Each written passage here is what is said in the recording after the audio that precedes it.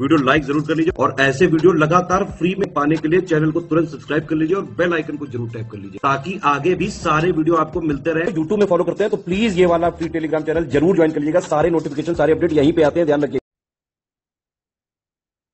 Hello everyone, welcome you all to study for civil services. मैं आयुषी मदान आपके सामने फिर से जून महीने के आखिरी के करंट अफेयर्स को, वीकली करंट अफेयर्स को लेकर के आई हूँ, जिसमें जून महीने में लास्ट में जो भी करंट अफेयर्स बनते हैं जो हमारे एग्जाम के लिए बेहद जरूरी साबित हो सकते हैं, उसको आपने पढ़ना है। मैं आपको बता दूं कि ये आपके आने वाले सीएपीएफ एग्जाम के लिए बहुत जरूरी है। सीएपीएफ एग्जाम जो है उसमें आप जून के करंट अफेयर कवर अप करके जाओगे। 30 जून तक के तो किसी भी हालत में आपको कवर अप करने ही करने हैं, ठीक है। तो उसी प्रकार से हम लोग स्टार्ट करते हैं हमारे करंट अफेयर्स को, जिसमें सबसे पहला इंपॉर्टेंट दिन है वो है नशीली दवाओं के दुरुपयोग के खिलाफ अंतर्राष्ट्रीय दिवस। मतलब कि जो ड्रग एब्यूज किया जाता है उसके अगेंस्ट यहाँ पर क्या क्या मुहिम जो है वो चल रही है, उसके लिए है। तो ये डे याद रखिएगा। उसके बाद है अगला world MSME day. MSME day का मतलब होता है जो हमारी एमएसएमई कंपनियां हैं उनके लिए। एमएसएमई कंपनियों का अर्थ क्या होता है? इसे हम कहते हैं micro small and medium enterprises. और ये जो है भारत में 27 जून को, मतलब भारत क्या पूरे वर्ल्ड में ही 27 जून को मनाया जाता है सूक्ष्म, लघु और मध्यम उद्यम के लिए। इस बार की जो इसकी थीम थी वो थी future ready MSMEs for India. Bharat में मनाया गया है तो उसके लिए बनाया गया है future for MSME for India, right. ताकि आगे आने वाले समय के लिए वैश्विक निकाय और नेटवर्क को यहाँ पर और ज्यादा बेटर बनाने जाए। ठीक है भाई, एमएसएमई आपको समझ में आ गया। ये जो है जितना भी एमएसएमई के हमारे जो भी उद्योग चलते हैं वो दो प्रकार से वर्गीकृत किए जाते हैं, दो प्रकार से बांटे जाते हैं। एक तो होता है विनिर्माण उद्योग, एक होगा विनिर्माण उद्योग और दूसरा होगा सेवा उद्योग। विनिर्माण में मैन्युफैक्चरिंग की जाएगी, जो भी कच्चा माल होता है उसके निर्माण या उसके उत्पादन में जो लागत होती है वो उद्योग। और सेवा होती है जो आपको सेवा प्रदान करते हैं एमएसएमई। तो एमएसएमई में जो है भारत की अर्थव्यवस्था में इनकी बहुत बड़ी भूमिका होती है, क्योंकि ये देश के जीडीपी में अब करीब करीब 30% का योगदान हमें दे रही है। वहीं अगर मैं निर्यात की बात करूं, हम भारत को जो हम विनिर्माण मैन्युफैक्चरिंग हब बनाना चाहते हैं उसमें भी इनका बेहद जो है इम्पोर्टेंट रोल के रूप में काउंट किया जाता है।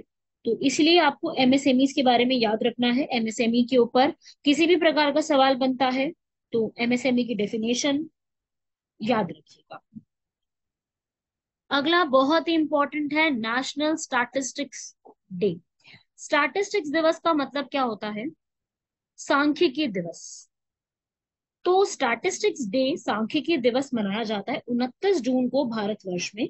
क्यों मनाया जाता है इसके पीछे भी एक रीजन है। इस दिन, ये दिन जो है किसको समर्पित किया गया है?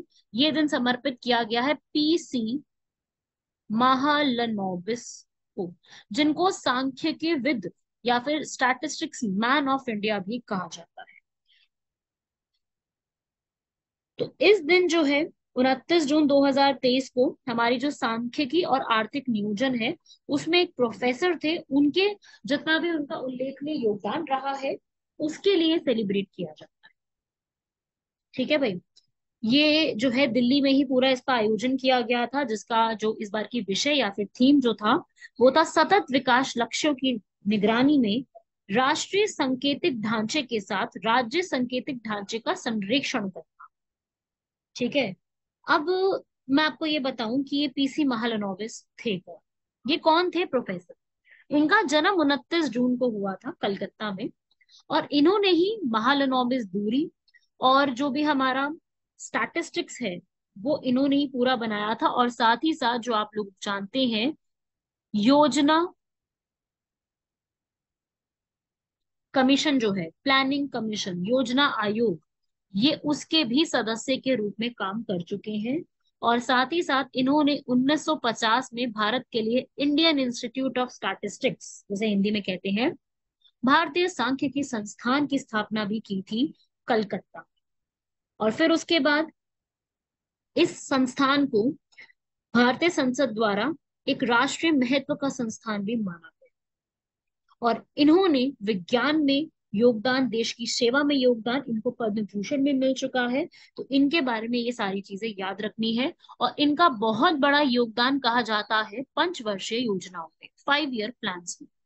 5 सालों के जो प्लान बनते हैं उसमें जो सेकंड नंबर का प्लान था, जो कि 1956 से 61 तक आया था, इस प्लान को नेहरू महालनोबिस स्ट्रैटेजी के नाम से भी जाना जाता है, क्योंकि इस पूरे प्लान में बहुत बड़ा योगदान था महालनोबिस, जिसमें उन्होंने औद्योगिकीकरण, इंडस्ट्रियलाइजेशन पे फोकस करने की बात की। तो इस प्रकार से ये सब आपसे पूछा जा सकता है, इसको भी लर्न कर लीजिएगा, इस पूरे को लिख लेना अपना, क्योंकि इसमें से जो जो भी सवाल बन सकते हैं सीधा सीधा इसको आप लिख लेंगे पूरी तरीके से। ठीक है, चलिए अगला बढ़ेंगे। अगला सवाल है यहाँ पर, अभी जो है इम्पोर्टेंट एक स्कीम को, स्कीम तो पहले ही आ चुकी थी लेकिन अभी इसको यहाँ पर मंजूरी मिली। तो स्कीम का नाम है पीएम प्रणाम स्कीम। अभी इसको लॉन्च कर दिया गया है पूरे तरीके से, और पूरी तरीके से लागू हो गया। तो ये है किस लिए, मैं आपको बता दूं, जो हम लोग यहाँ पर रासायनिक उर्वरकों का उपयोग करते हैं उसको कम करने के लिए कृषि में जैविक उर्वरकों का इस्तेमाल किया जाएगा। तो अभी इसलिए ये चर्चा में है, इसकी पूरी योजना बना दी गई है। प्रणाम स्कीम को आप याद कर लीजिए, इसकी फुल फॉर्म, प्रणाम के फुल फॉर्म याद करनी है, PM program for restoration, awareness, nourishment, amelioration of mother earth, मतलब कि धरती माता की पुनर्स्थापना, जागरूकता, पोषण और सुधार के लिए पीएम कार्यक्रम। इसमें रासायनिक उर्वरकों पर जो सब्सिडी का बोझ है उसको कम करने की कोशिश की गई है, और इसमें कोई अलग बजट नहीं दिया जाएगा। जो पैसा इसमें से बचता है उसी को आगे जो है सरकार द्वारा दिया जाएगा सब्सिडी का बोझ कम करने के लिए। और जितने भी रासायनिक उर्वरक हैं उनकी जगह पे वैकल्पिक उर्वरक, जैविक उर्वरकों को बढ़ावा दें। और इसी में जो जैविक खेती होती है उसकी मार्केटिंग भी की जाएगी, ताकि सीधा फायदा किसको मिल सके, हमारे किसानों को। ठीक है, इसके लिए बोला है सरकार ने कि अगले आने वाले सालों में, 3 सालों में 3,70,000 रुपए का जो है खर्चा किया जाने वाला है। ठीक है भाई, इसी पूरी स्कीम को लेकर के जो हमारे कैबिनेट मंत्री हैं मनसुख मांडविया, उन्होंने ये बोला कि जो राज्य रासायनिक उर्वरक के उपयोग को कम करेंगे उनसे उनको केंद्र सरकार की तरफ से और ज्यादा सहायता जो है वो दी जाएगी। तो बेसिक बात ये है, इस पूरे के लिए जो है जितना भी पैसा दिया गया है आगे आने वाले 3 सालों के लिए, यहाँ पर जैविक खेती जो होती है, ऑर्गेनिक फार्मिंग, इसको पूरा प्रमोट करने का किया जा रहा है। तो अभी कैबिनेट ने इसको मंजूरी दे दी है और इसको लागू कर दिया गया है, इसके लिए पैसा भी सैंक्शन कर दिया। क्लियर हुआ भाई सबको? तो ये पीएम प्रणाम स्कीम आपके लिए बहुत जरूरी है, ये इस बार के बजट में अनाउंस की गई थी, लेकिन अब इसको मंजूरी मिली है, अभी ये चल रही है, न्यूज में है। तो हमको ये पता होना चाहिए कि कौन सी है, क्या इसका न्यूज में चल रहा है। पूरी स्टोरी अपने को एकदम ऊपर से लेके नीचे तक पूरी स्टोरी एकदम पूरी पता होनी चाहिए, एकदम क्लियर होनी चाहिए, क्योंकि स्टोरी जब तक नहीं पता है कोई फायदा नहीं है पढ़ने का। बहुत ज्यादा जरूरी है कि हमें स्टोरी पूरी क्लियर होनी चाहिए। ठीक है भाई, ऐसे ही हमारी अगली एक और इम्पोर्टेंट आती है जिसमें लैब ग्रोन मीट की बात हो रही है। अब क्या हो रहा है कि हम लोगों को ये बोला जा रहा है, मतलब अभी हमारे इंडिया में तो नहीं आया है ये, सिंगापुर ने इसको परमिशन दे दी है, यूएस से भी इसको परमिशन दे रहा है कि जो मीट होगा ना वो आर्टिफिशियली लैब में बनाया जाएगा। इसे हम कहते हैं लैब ग्रोन मीट, लैब में बनाने वाला, कोशिका संवर्धित चिकन की मदद से, जिसे हम हिंदी में कहते हैं सेल कल्टीवेटेड चिकन। मतलब क्या होता है इसका, अभी क्या होता है, जो अभी आप जो हम बनाते हैं पूरा इस तरीके से वो जो है हमारे एनिमल से ही कलेक्ट किया जाता है, लेकिन इसमें जो कोशिकाएं होती हैं, सेल होती हैं, उसको आगे रेप्लिकेट करा जाता है और फिर इसको आगे ग्रो किया जाएगा। ठीक है, जो जानवरों की पृथक कोशिकाएं होती हैं उनका उपयोग करके प्रयोगशाला, जो लैब्स होती हैं, वहां पर उसको विकसित करा जाएगा। आप कह सकते हो कि लैब में बनाने के लिए रहेगा। इसका फायदा क्या होने वाला है कि भाई जो हमारी जलवायु में जो प्रॉब्लम हो रही है उसको कंट्रोल कर सकते हैं, पशु कल्याण को हम यहाँ पे रख सकते हैं, और खाद्य सुरक्षा और पोषण के ऊपर बेहद ध्यान दिया जा सकता है। क्योंकि खाद्य सुरक्षा जो है, हर एक की डिमांड को पूरी करना, पॉपुलेशन बढ़ती जा रही है, फूड प्रोडक्शन को मैनेज करना मुश्किल होता है, लेकिन इसमें चुनौतियां भी काफी सारी आती हैं।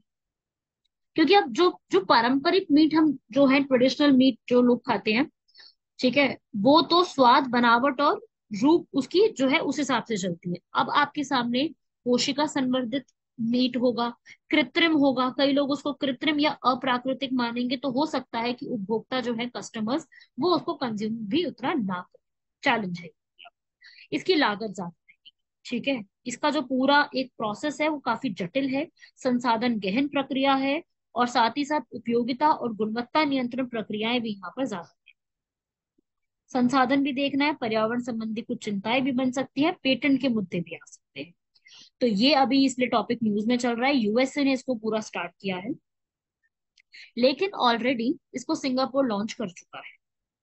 तो ये वाला जो मीट है, इसकी दो कैलिफोर्निया बेस्ड कंपनीज हैं, good meat and upside food, इनको यूएस गवर्नमेंट का तो अप्रूवल मिल गया है कि इसको पूरा किया जा सकता है। सिंगापुर ने जो है अपने यहाँ पे पहले ऑलरेडी इसको कर चुका है, पहली बार सिंगापुर में ही किया गया। इसके फायदे कहे गए हैं काफी सारे। बाकी अभी लैब ग्रोन मीट में क्या इम्प्रूवमेंट होती है, क्या इसका फायदा रहेगा, वो धीरे धीरे में पता चलेगा।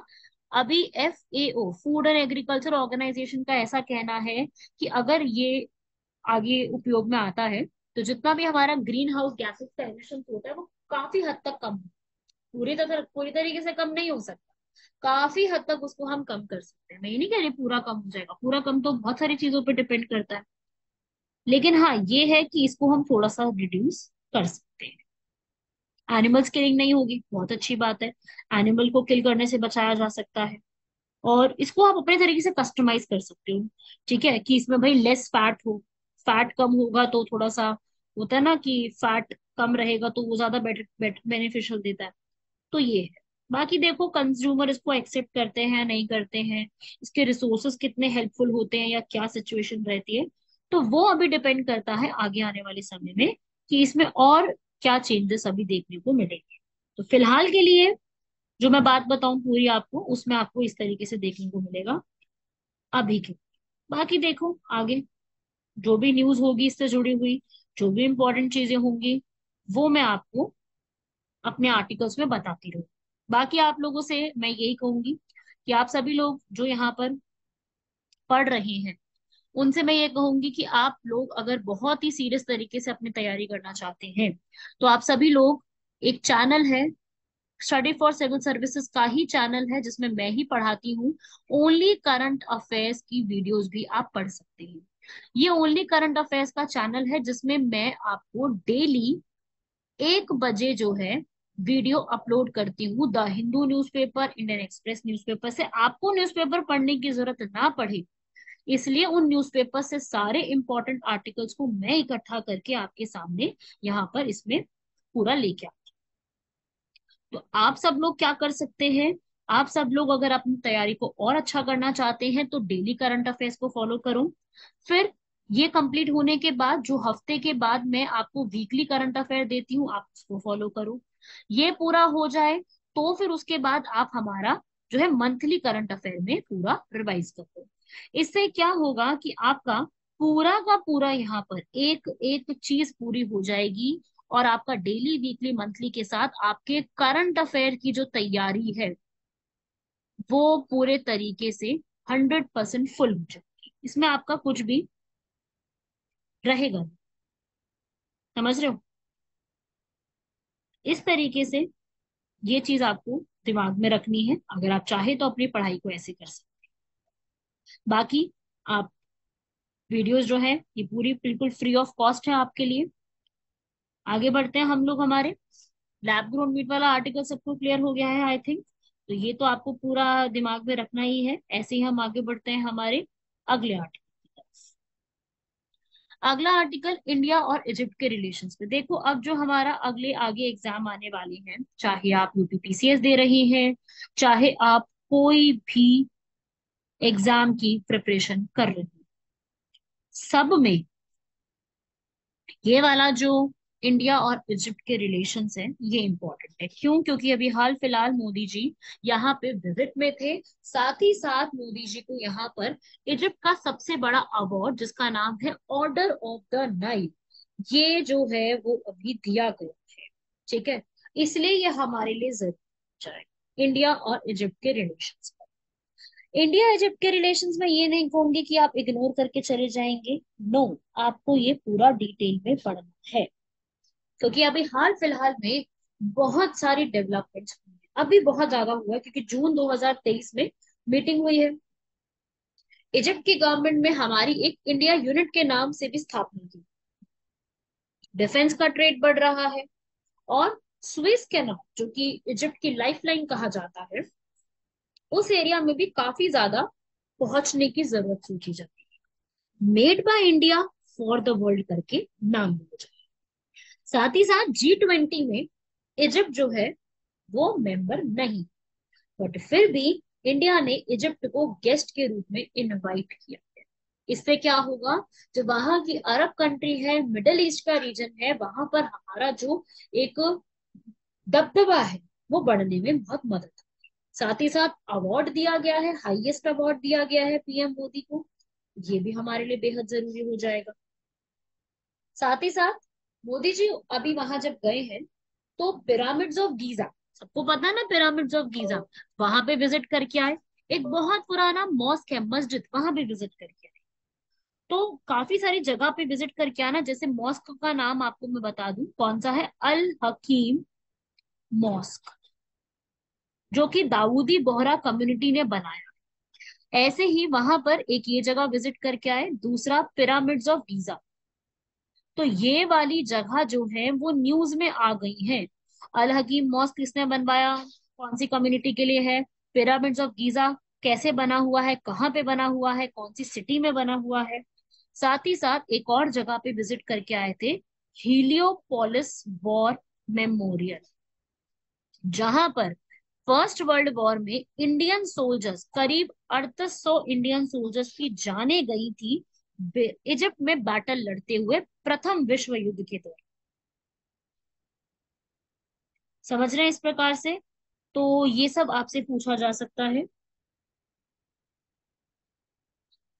ये सब चीजें एग्जाम में सीधा सीधा बनती है, कहाँ पे लोकेटेड है, क्या है उसका नाम जगह का, इसमें क्या इसका इजिप्ट के लिए इंपॉर्टेंस है, तो ये सब सवाल खूब बनते हैं। आप सब लोगों ने अभी अपकमिंग जो आपका मेंस का एग्जाम आ रहा है, जो कि आपका यूपी पीसीएस का आ रहा है या यूपीएससी का आ रहा है, आप सभी लोग इंडिया इजिप्ट के रिलेशंस को कंप्लीट पढ़ के जाएंगे। ठीक है भाई। और प्रीलिम्स के लिए क्या पढ़ोगे, इन सारी जगह के बारे में।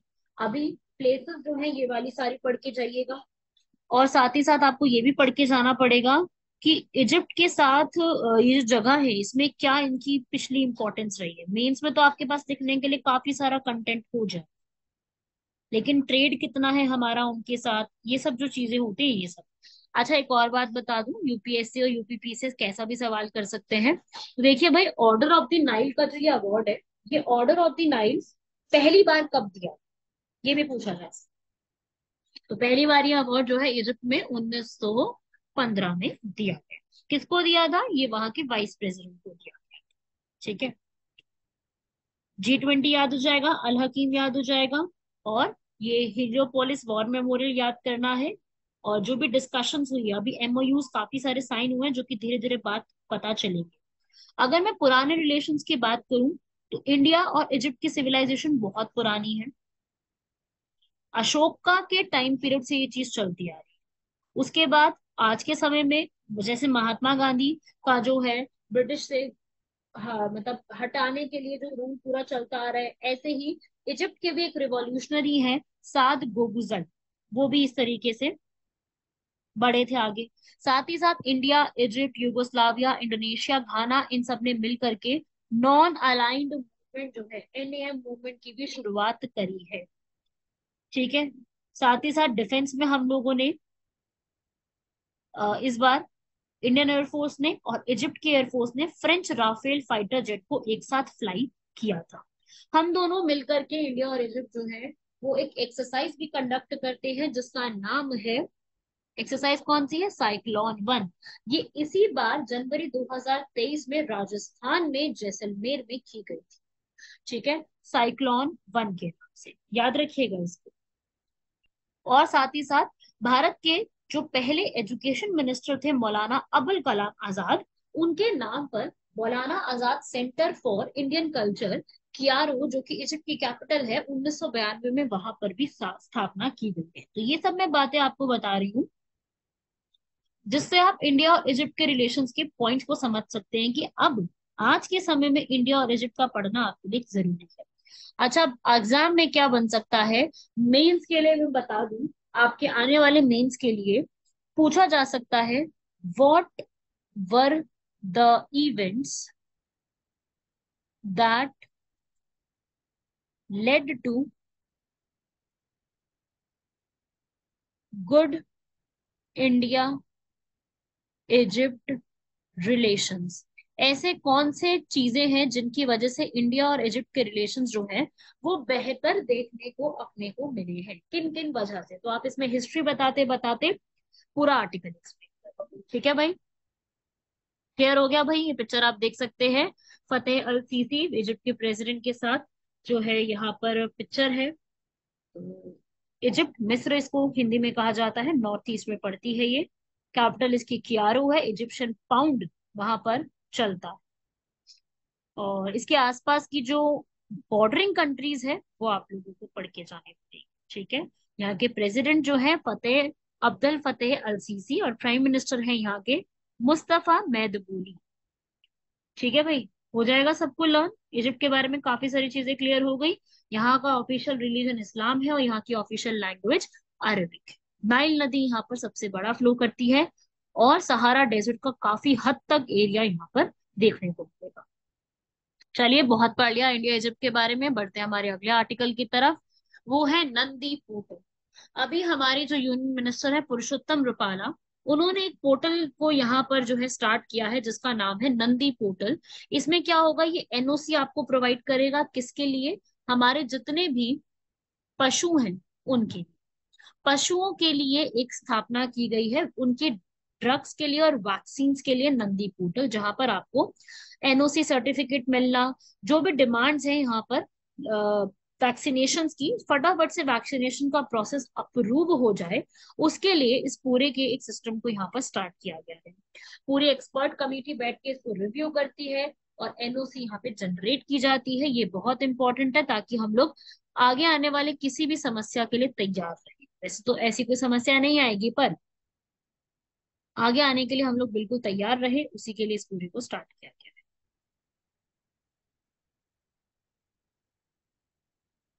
बढ़ते हैं हम लोग आगे। अगला यहाँ पर हेमिस मॉनेस्ट्री फेस्टिवल लद्दाख में। हेमिस नाम सुन करके मेरे हिसाब से आप लोगों को क्लियर हो गया होगा, हेमिस नेशनल पार्क भी है, तो इंडिया का काफी मतलब आप उनको स्नो लेपर्ड नेशनल पार्क भी कहते हैं। तो हेमिस मॉनेस्ट्री फेस्टिवल जो है, जिसे हेमिस टिशू फेस्टिवल कहा जाता है, जो कि पद्म संभवा, गुरु पद्म संभवा को डेडिकेटेड फेस्टिवल है, वो शुरू कर दिया गया है। ये पूछा जा सकता है, जो कि बुद्धिज्म के लिए काफी ज्यादा जाने जाते हैं। लेह लद्दाख में इसको शुरू कर दिया गया है, जहां पर एक डांस परफॉर्म किया जाता है जिसे कहते हैं छाम डांस। छाऊ नहीं है, छाम है, ठीक है? आप में से कोई बताएगा कि छाऊ डांस कहाँ पे होता है? जैसे मैंने छाम बता दिया आपको, ऐसे ही छाऊ डांस भी काफी पॉपुलर है। तो ये डांस कौन से स्टेट्स में परफॉर्म किया जाता है, इसको भी जरूर बताएं। तो यहाँ पर याद रखिएगा। बाकी लद्दाख जो है आप जानते हैं, उत्तर जम्मू कश्मीर और लद्दाख को केंद्र शासित प्रदेश के रूप में 2019 में 30 अक्टूबर को किया गया है। और अभी वहां के जो एलजी हैं वो है बीडी मिश्रा। और लद्दाख में खूब फेस्टिवल जो है वो सेलिब्रेट किए जाते हैं, जैसे कि लोसार फेस्टिवल, टक टोक फेस्टिवल, काफी सारे। तो उसमें से एक जिसकी अभी हाल फिलहाल में शुरुआत हुई है वो आपको पता होना चाहिए। साथ ही साथ ये भी पूछा जा सकता है कि ये किसको डेडिकेटेड है, कौन से गुरु? तो गुरु का नाम पद्म संभवा, याद रखिए। अगला आर्टिकल अभी जो है, ग्लोबल लिवेबिलिटी इंडेक्स जिसे हम कहते हैं, ऐसी जगह जहां पर जीवंतता सूचकांक, जहां पर रहने के लिए बहुत अच्छी फैसिलिटीज हो सकती हैं, तो उसकी एक लिस्ट निकाली गई है। अब हमसे क्या सवाल किया जाएगा कि ये लिस्ट रिलीज कौन करता है? रिलीज करने वाली का नाम है इकोनॉमिस्ट इंटेलिजेंस यूनिट। और इन्होंने टोटल वर्ल्ड में 173 सिटीज जो है उसका यहाँ पे इंडेक्स किया है, जिसमें टॉप करने वाली कौन सी है? वियना, ऑस्ट्रिया की कैपिटल। डेनमार्क कोपेनहेगन, ऑस्ट्रेलिया में मेलबोर्न, ऑस्ट्रेलिया की सिडनी, कनाडा के वैंकूवर, स्विट्जरलैंड का ज्यूरिच, कनाडा का कैलगरी, स्विट्जरलैंड का जेनेवा, कनाडा का टोरंटो, जापान की ओसाका एंड न्यूजीलैंड का ऑकलैंड। तो ये इनका रिलीज किया गया है। अगर मैं बात करूं कि इंडिया की कोई पोजीशन आई है इसमें, तो बिल्कुल आई है। इंडिया की इसमें एक जो है, दो सिटीज आई हैं। एक तो हमारी नई दिल्ली और दूसरी आई है मुंबई। दिल्ली की पोजीशन 141 है। मुंबई की सॉरी, मुंबई नहीं है, चेन्नई है। मुंबई नहीं है, चेन्नई आई है। चेन्नई की पोजीशन है 144, अहमदाबाद की 147 और 148 नंबर पे बैंगलोर है। इसके अंदर अगर मैं बात करूं कि सबसे ज्यादा नुकसान किन सिटीज का हुआ है यहाँ पे, तो भाई लास्ट की सिटीज आई है वो आई है की यूक्रेन वाली, ठीक है। पाकिस्तान की कराची, नाइजीरिया के लागोस, तो बांग्लादेश की ढाका, जिम्बाब्वे की हरारे, ये काफी लास्ट में रही। तो आपको टॉप, बॉटम और अपने इंडिया की क्या राय है, वो आपसे पूछी जा सकती है। तो अपने को ये सब पता होना चाहिए कि इंडिया की उसमें क्या क्या रैंक्स जो है वो देखने को मिल रहे हैं। हो जाएगा ये वाला आर्टिकल भी लर्न सब लोगों को। अब आता है भाई, अभी हाल फिलहाल में बहुत इंपॉर्टेंट है यूपी पीसीएस के जितने भी स्टूडेंट्स हैं मेरे, चाहे वो प्रीलिम्स के लिए है चाहे मेंस के लिए है, बहुत जरूरी रहेगा जून का ये वाला करंट अफेयर, कि उत्तर प्रदेश में बहुत सारे अभी हाल फिलहाल में जीआई टैग्स दिए। तो वो मैंने पूरी इसमें लिस्ट दे दी है। अगर आपको इसकी पूरी की पीडीएफ चाहिए तो आप लोग कमेंट में बहुत सारे कमेंट्स करिए।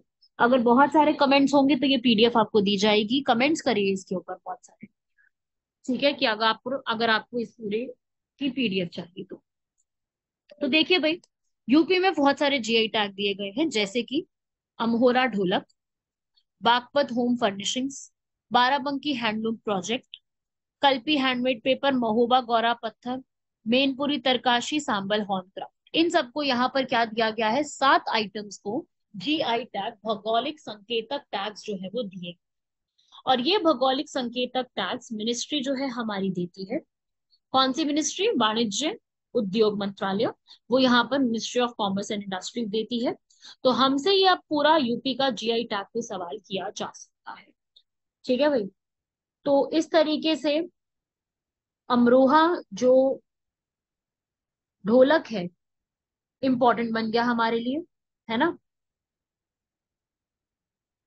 इस तरीके से जितने भी ये होंगे ना आपको पढ़ के जाने। अमरोहा जो है एक नॉर्थ वेस्ट यूपी में मुरादाबाद के पास, वहां से जो है पड़ता है। इसका अमरोहा का नाम आम, मैंगो जो है वहां से इसका ये नाम पड़ा है, तो अमरोहा के ढोलकों को ये दिया गया है। ऐसे ही बागपत का जो इलाका है वहां के लिए होम फर्निशिंग्स, जो डेकोर होता है ना घर में, बागपत और मेरठ वहां पे जो साज सज्जा का सामान होता है उसके लिए खूब जाना जाता है। ऐसे ही बाराबंकी में आपको काफी सारे हैंडलूम के प्रोडक्ट्स मिलेंगे, हाथों से हथकरघा जो होता है उसके लिए बहुत ज्यादा मिलेंगे, फैब्रिक बहुत ज्यादा मिलेगा। तो ये उसी के लिए दिया गया है। ऐसे ही कल्पी एक सिटी है, उसी के नाम पे ये दिया गया है, हैंडमेड वहां पर जो पेपर बनता है उसके लिए, कागज या फिर पेपर शीट्स, कल्पी काल्पी या कह लो, कल्पी या काल्पी वहां पे जो बनता है। एक लोकल ट्रेड वहां पे खूब ज्यादा किया जाता है, तो इसको भी याद रखिएगा। साथ ही साथ महोबा में गौरा पत्थर हस्तशिल्प, उसके लिए भी ये टैक्स दिए गए हैं। तो ये सारा कुछ आपसे पूछा जा सकता है। मेनपुरी की तरकाशी, अब ये जो जितनी भी चीजें हैं, तारकशी जो होता है, तरकाशी या फिर तारकशी पढ़ेंगे इसको हम। तो उसमें क्या होता है ना, जिसमें ये तारकशी एक ऐसी कला होती है, ये आपको पूरी इंफॉर्मेशन जो हमारा वन डिस्ट्रिक्ट वन प्रोडक्ट का इनिशिएटिव चल रहा है वहां पे भी मिल जाएगी। तारकशी एक ऐसी कला होती है ना जिसमें हम पीतल, तांबे या चांदी के तारों को लकड़ी में जड़ के सजाते हैं, ठीक है। तो इसका इस्तेमाल कहाँ किया जाता है, जेवर के जो डब्बे बनते हैं उनके नाम या पट्टिका लिखने में, वहां पे सजावट करने के लिए इस्तेमाल किया जाता है। साथ ही साथ इसका इस्तेमाल दरवाजों के पैनल, संदूक, मेज, फूलदान, इन सब में भी किया जाता है। और मेनपुरी में जो ये कला होती है, इसका खास तौर पर शीशम की लकड़ी का इस्तेमाल किया जाता है। बहुत ही ब्यूटीफुल और बहुत ही सुंदर कारीगरी है, जिसके लिए मेनपुरी में जाना जाता है, जो कि जिला है, आगरा मंडल का ही एक भाग है। और साथ ही साथ इसके साथ में आपको फर्रुखाबाद, कन्नौज जिला, इटावा जिला पास में आपको देखने को। ऐसी सांबल में हॉर्न क्राफ्ट होता है, इसको भी याद रखिएगा। तो इस प्रकार से आपके ये सारे क्राफ्टिंग की चीजें आपके दिमाग में होनी चाहिए। आज के लास्ट आर्टिकल पे हम बढ़ते हैं। ये हमसे पूछा जा सकता है कि ऐसे कौन से भारत की ऐसी एथलीट है जिनको global Indian icon of the year award दिया गया है। तो ग्लोबल इंडियन आइकन ये अवार्ड दिया गया है इंडिया और यूके में जो फ्रेंडशिप है उसके, इंग्लैंड में अवार्ड दिया गया है। तो मणिपुरी बॉक्सिंग चैंपियन मेरी कॉम जो है, उनको ये अवार्ड दिया। तो इस प्रकार से ये सवाल भी आप लोगों से सीधा सीधा बन सकता है कि भाई किसको ये अवार्ड दिया गया। नाम आपसे पूछे जाएंगे। आप लोग जानते हैं मैरी कॉम के बारे में। मैरी कॉम जो है ये सदस्य भी रही है राज्यसभा की। जो 12 मनोनीत सदस्य होते हैं, नॉमिनेटेड मेंबर्स, उसमें से रही हैं। और ये इकलौती ऐसी वुमेन रही हैं जिन्होंने वर्ल्ड एमेच्योर बॉक्सिंग चैंपियनशिप को 6 बार जीता। इनका निक नेम क्या है पूछा जा सकता है। निक नेम है मैग्निफिसेंट मैरी। ठीक है। इन्होंने समर ओलंपिक्स को जीता है। साथ ही साथ इन्होंने जो है इंडोनेशिया में 51 kg गोल्ड में प्रेसिडेंट कप को भी जीता। तो ये सारे फैक्ट्स इनके बारे में आपको दिमाग में रखने हैं और इस प्रकार से इस पूरे आर्टिकल्स को कंप्लीट करें। तो इस बार की जो हमारी ये वीडियो थी, इसमें सारे इंपॉर्टेंट आर्टिकल्स को कवर अप किया गया है। बाकी कोशिश कीजिए कि आप डेली करंट अफेयर्स को भी कवर अप करते रहें, आप अगर बहुत सीरियसली तरीके से आगे एग्जाम के लिए प्रिपेयर कर रहे हैं। और साथ ही साथ आपका जो वीकली है वो भी आप कभी नहीं छोड़ें, वो भी आप हमेशा ही पूरे टाइम पे कंप्लीट करें। और जो आपका मंथली आता है उसको भी आप कंप्लीट करें। तो ये सब बहुत जरूरी है कि जितने भी जिस तरीके की सारी चीजें हैं वो कुछ भी छूटना नहीं चाहिए। सारे के सारे फैक्ट्स बहुत इंपॉर्टेंट बन जाते हैं। कुछ भी अगर इसमें से छूटेगा तो अपने को ही नुकसान होगा। ठीक है भाई। इस तरीके से अपना पढ़ाई करते रहिए। मिलते हैं आप लोगों से नेक्स्ट लेक्चर में। तब तक के लिए धन्यवाद, शुक्रिया, जय हिंद।